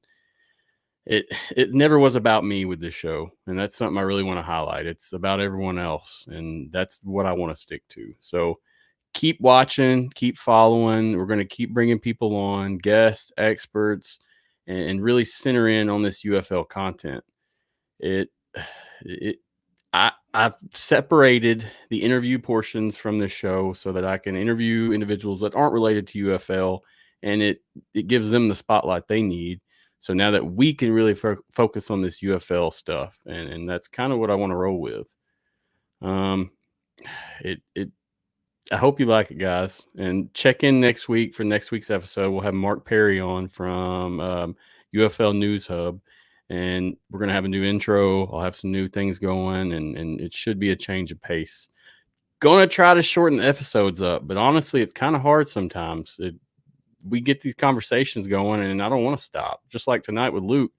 I mean, we spent 40, 50 minutes just talking about him and kind of getting to know him before we got into the subject matter, so that when he's speaking, you can really understand what he's talking about and his point of view. So Once again, appreciate everyone. This will be the last episode of the XFL Insider Podcast. I will not be doing any more.